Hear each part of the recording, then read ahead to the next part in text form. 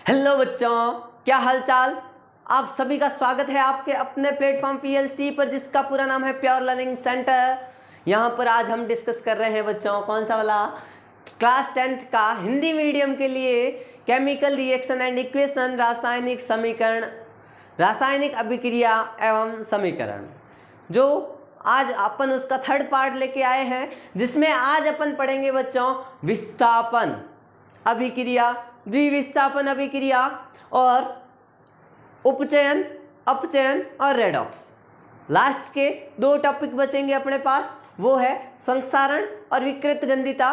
उसको अपन next topic में, next lecture में कर लेंगे बच्चों। तो आज का लेक्चर स्टार्ट करते हैं बिना किसी देरी के, बिना विलंब के साथ शुरू करते हैं। उससे पहले एक छोटा सा एनर्जी बूस्ट छोड़ जाते हैं बच्चों के लिए, हमेशा की तरह। तो आज का एनर्जी बूस्ट क्या है बच्चों? आज का एनर्जी बूस्ट है, सफल होना है तो कदम भारी रख, सफल होना है तो कदम भारी रख, बाहर निकल तूफानों से यारी रख, बाहर निकल तूफानों से यारी रख, कदम कदम पर मिलेगी मुश्किलें तुझे, कदम कदम पर मिलेगी मुश्किलें तुझे, तू बस निरंतर अपना सफर जारी रख, तू बस निरंतर अपना सफर जारी रख। बच्चों, अगर सफल होना है तो अपने को रुकना नहीं है, बस कदम भारी रखते हुए चलते रहना है, रेगुलर।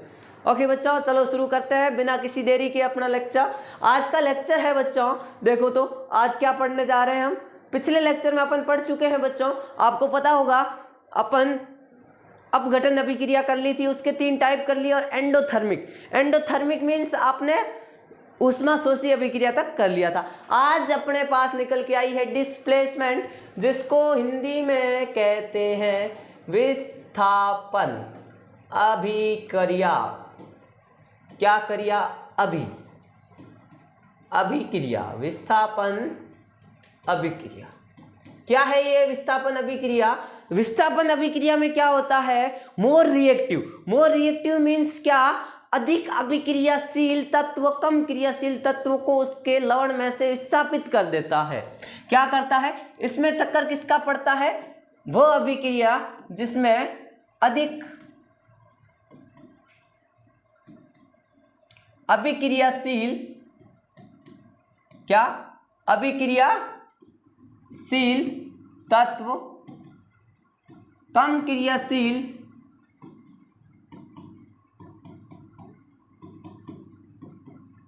तत्व को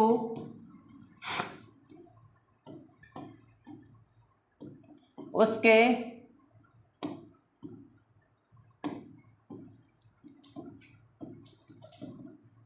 लवण में से विस्थापित कर देता है, विस्थापित कर देता है।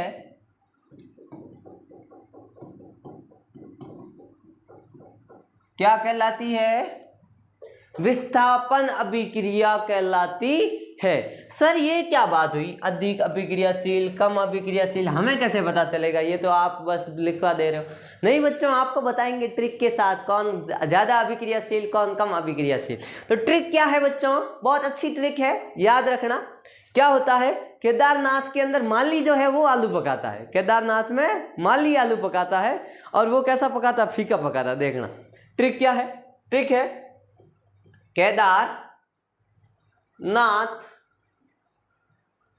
का माली आलू जरा फीका पकाता है। क्या करता? फीका पकाता है। रीजन दूं? रीजन है क्योंकि हर गांव आलू अलग अलग पकाता है, क्योंकि हर गांव आलू अलग अलग पकाता है। ऐसे अपन घटता क्रम, अभिक्रियाशीलता का घटता क्रम। इसके बाद ये आता है, ऐसे कम होता जा रहा है। मतलब सबसे ज्यादा अभिक्रियाशील, अधिकतम अभिक्रियाशील कौन? पोटेशियम के, और कम अभिक्रियाशील कौन? यहां पे भाई साहब बैठे पीटी। मतलब जैसे जैसे अपन नीचे आ रहे हैं वैसे वैसे अभिक्रियाशीलता कम होती जा रही। ये है पोटेशियम, ये है sodium, calcium, magnesium, aluminium, zinc, iron, lead, hydrogen, copper, mercury, silver, gold and platinum. आ गई क्या बात समझ में? अब आप समझ पा रहे हो कि कैसे हो रहा है? जैसे मैं यहां पे लिखूं CuSO4 plus Fe gives FeSO4 plus Cu। ये कैसे हुआ बच्चों? कैसे हुआ ये ऐसे हुआ, देखना जरा बच्चों। यहां पे बैठा है Cu इस जगह पे। कहां पे? इस जगह पे। इस जगह पे Cu है क्या? है ना? कोई तकलीफ नहीं है ना? इसी जगह पे Cu है। और Fe बैठा यहाँ पे, मतलब Fe Cu से ऊपर मतलब अधिक अभिक्रियाशील, क्योंकि ये ऊपर वाले जो है अधिक अभिक्रियाशील है नीचे वाले से। जैसे पोटेशियम सोडियम से ज़्यादा अभिक्रियाशील है, सोडियम कैल्शियम से ज़्यादा अभिक्रियाशील है, मैग्नीशियम कैल्शियम से ज़्यादा अभिक्रियाशील है। तो इस हिसाब से जो हाइड्रोजन कॉपर से अधिक अभिक्रियाशील, Pb हाइड्रोजन से ज़्यादा और Pb से ज़्यादा Fe, मतलब कुल मिला के Fe Cu से ज़्यादा अभिक्रियाशील। तो इसने मारी लात। Fe ने क्या की? लात मारी Cu को। और अभिक्रियाशील ज़्यादा तो असर होगी लात। और यहाँ पे आके बैठ गया कौन? Fe, और Cu को मार दी लात, निकाल दिया बाहर। अब आपको बताता हूँ एक बात और, ऑब्जर्वेशन कि प्रेक्षण ये होता है नीले कलर का, कैसन कलर का? नीले कलर का। और ये होता है सिल्वरी ग्रे, मतलब क्या? अपन सफ़ेद कलर बोल सकते हैं, मतलब सिल्वरी सफ़ेद, ठीक है। उसके बाद ये इसने जैसे ही लात मारी तो अपने पास विलियन हो गया, ये एक्वस विलियन था, इसको ऐसे डाला गया था। देखो यहाँ पे आपके पास एक परख नली है, इसके अंदर CuSO4 है, इसके अंदर आपने एक आयरन नेल मतलब लोहे की कील डाल दी है, और ये जो विलियन है ये CuSO4 है, और इसके अंदर Fe की कील है। इसकी वजह से ऐसा था। फिर इसने विस्थापित किया तो FeSO4 बना, जिसका कलर होता है हरा, हरे कलर का हो गया विलियन। और इसके ऊपर परत जम गई। क्या हो गई? इसके ऊपर जो आयरन नेल थी, लोहे की कील थी, उसके ऊपर परत जमी। कैसे कलर की? भूरे कलर की। कैसे? भूरे कलर की परत जम गई। तो ये वाली बात हुई किसके लिए? डिस्प्लेसमेंट रिएक्शन के लिए। अगर मैं इसका उल्टा लिखता, अगर मैं लिखता FeSO4 plus Cu, is it possible? No, ये रिएक्शन कभी नहीं हो सकती, क्योंकि ये कम अभिक्रियाशील है, ये इसको विस्थापित नहीं कर पाएगा, तो ऐसी रिएक्शन नहीं हो पाएगी। आई बात समझ में बच्चों? आई क्या? सॉरी। नेक्स्ट ओ यहाँ से आ जाता है ना। ओ डबल डिस्प्लेसमेंट भी साहब। ये डबल डिस्प्लेसमेंट क्या है सर? ये डिस्प्लेसमेंट का भी बाप होगी? नहीं, ये सबसे इजी चीज़ है। डबल डिस्प्लेसमेंट से इजी है। कैसे है बताता हूँ बच्चों। डबल डिस्प्लेसमेंट को मैं पढ़ता हूँ। डबल डिस्प्लेसमेंट में क्या होता है? दो तत्व अपने आयनों के आदान प्रदान से नए उत्पादों का निर्माण करते हैं। क्या करते हैं? आयनों के आदान प्रदान से। बताता हूं कैसे होता है। जैसे आपके पास यहाँ पे है Na2SO4 और यहाँ पे आपने ले लिया BaCl2। तो Na का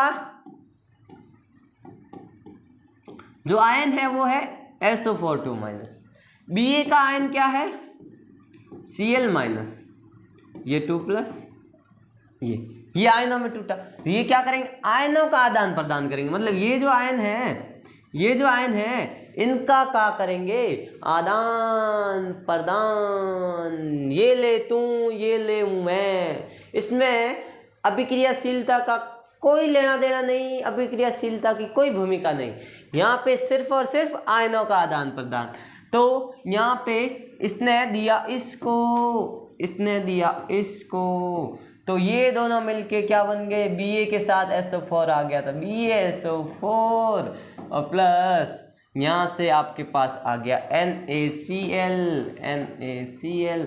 सर ऐसा कैसे हो जाता है सर, यहाँ पे Cl2 था, यहाँ पे SO4 है, यहाँ पे Na2 है, वहाँ पे सिर्फ Ba है।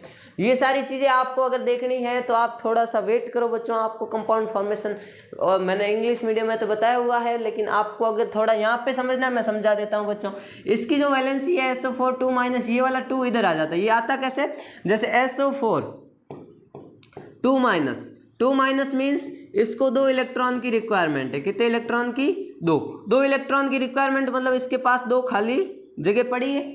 तो Na की वैलेंसी है +1, कितनी है बच्चा, +1। +1 मीन्स एक Na एक इलेक्ट्रॉन दे सकता है। तो ये कहता मेरी अगर कमी पूरी करनी है तो तेरे जैसे 2 Na आने चाहिए। तो एक Na ने इसकी कमी पूरी की, एक Na ने इसकी, तो 2 Na आ गए, 2 Na आने की वजह से इसकी कमी पूरी हुई, इसलिए अपन ने कहा Na2SO4। लेकिन वहां पे गए तो BaSO4 क्यों बन गया, क्योंकि Ba2 प्लस SO4 2 माइनस। तो यहाँ पे आपने देखा होगा इस ये 2 दे सकता है, ये 2 ले सकता है, तो इसकी कमी पूरी करने के लिए एक अकेला ही काफ़ी है, अकेला ही काफ़ी है, तो सीधा BaSO4 बन गया बच्चों। आई बात समझ में बच्चों, आई का नाम आ गई। ओके बच्चों, अब देखो ये जैसे ही हुआ ना, तो ये ऐसा होते ही ये वाले हिसाब PPT बन गए। क्या बन गए, PPT अवक्षेप।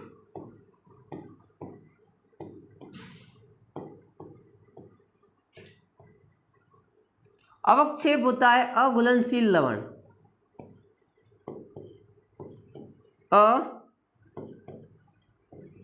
अघुलनशील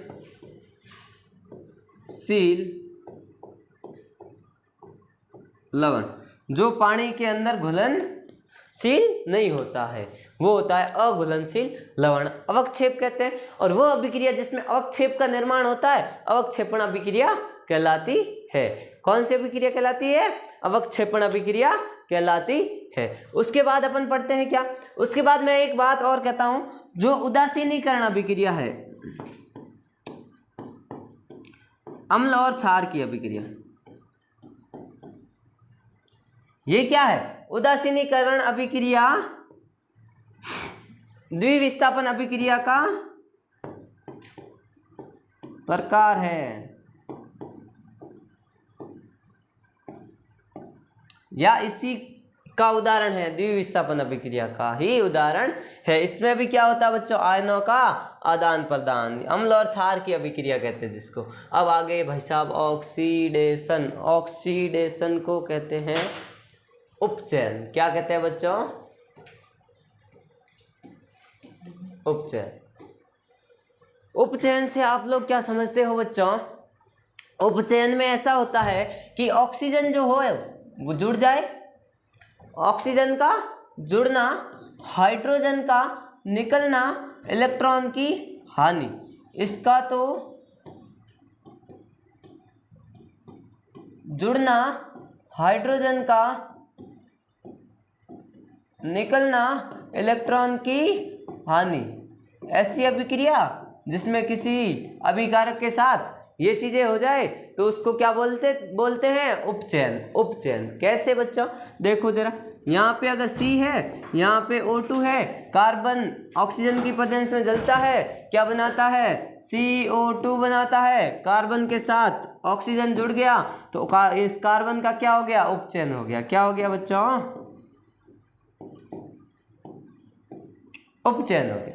आई बात समझ में, आई क्या, आ गई सर, आ गई। तो नेक्स्ट, ये जस्ट इसका उल्टा क्या हो, हाइड्रोजन का जुड़ना, ऑक्सीजन का निकलना, इलेक्ट्रॉन का लाभ, इसका तो हो जाए लाभ, मतलब ये जुड़ जाए, ये निकलना, और ये क्या हो जाए, जुड़ जाए, जुड़ना, हाइड्रोजन का जुड़ना, ये 3 चीजें हो जाए तो क्या हो जाए, रिडक्शन, जिसको कहते हैं अपचयन। क्या कहते हैं, अपचयन अभिक्रिया। तो कैसे होगा ये जैसे आपके पास है हैबर प्रोसेस से आप क्या करते हो, अमोनिया का निर्माण करते हो। किसका? अमोनिया। तो N2H2 बना देता है NH3। क्या बना देता है बच्चों? NH3। तो N2 के साथ हाइड्रोजन जुड़ चुका है तो इसका क्या हो चुका है? अपचयन हो चुका है। क्या हो चुका है? अपचयन हो चुका है। चूंकि यहाँ पे हाइड्रोजन जुड़ा है तो अपचयन हुआ है। आई बात समझ में? ओहो, बच्चे बड़े समझदार है। अब नेक्स्ट रेडॉक्स, इसको हिंदी में कहते हैं रेडॉक्स। इसको हिंदी में रेडॉक्स ही कहते हैं। तो इसमें क्या होगा बच्चों? इसमें कुछ ऐसा होगा कि कौन कौन? अपचयन और उपचयन both are takes place with along, मतलब दोनों साथ साथ हो जाए। कैसे क्या हो जाए बच्चों? साथ साथ हो जाए। साथ, हम साथ है। तो कैसे? देखो यहाँ पे आपके पास है CuO प्लस C गिव्स,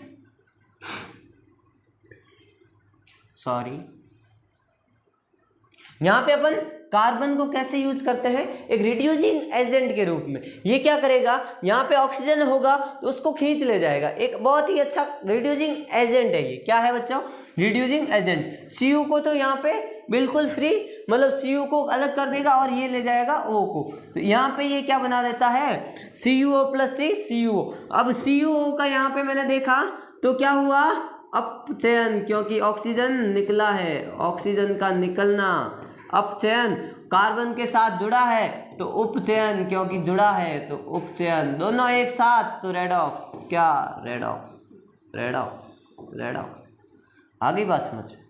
आ गई क्या? आ गई तो बोलो यस। अपन यहीं पे आज का लेक्चर खत्म करते हैं अपना।